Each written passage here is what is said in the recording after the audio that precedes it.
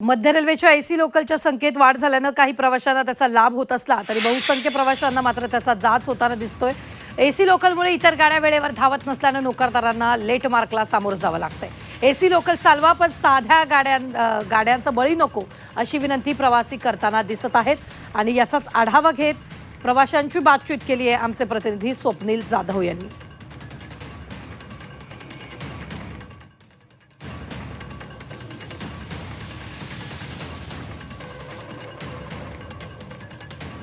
प्रवाशांना मनस्ताप सहन करावा लागतोय।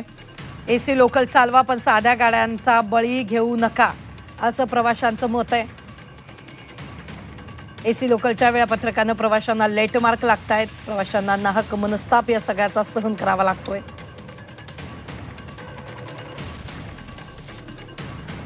एसी लोकल चालवा पण साध्या गाड्यांचा बळी नको असं यावेळी प्रवासी मत व्यक्त करताना दिसतात।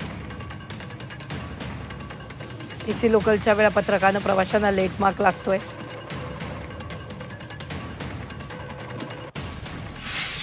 एसी लोकल आणि नॉर्मल लोकल याच्यामुळे मोठी वेळापत्रकात गडबड होते, कारण अनेक लोकल या उशिराने धावतात आणि म्हणूनच चाकरमान्यांना त्यांच्या ऑफिसपर्यंत पोहोचण्यासाठी कुठेतरी लेट मार्क लागतो। नेहमीच हे झालेलं आहे। आपण काही प्रवाशांशी संवाद साधूया, त्यांना काय वाटतं? मला लवकर पाहिजे ना, टाइम टू टाइम। सकाळच्या वेळेमध्ये आणि संध्याकाळच्या वेळेमध्ये सकाळच्या वेळेलाच गर्दी असते, संध्याकाळच्या वेळी एसी लोकलमुळे नेहमी या लोकल लेटच असते, 15-20 मिनिटं लोकल लेटच असते। त्याचं प्राइस पण जास्त आहे। हां, नॉर्मलच लोक ठीक। किती असलं पाहिजे तिकीट? दर किती असलं पाहिजे? तिकीट नॉर्मलच असले पाहिजे, पण टाइम टू टाइम लोकल पाहिजे। मध्ये एसी सोडतात, त्यामुळे बाकीच्या नॉर्मल गाड्यांच्या वेळाबद्दल बिघडून जातं।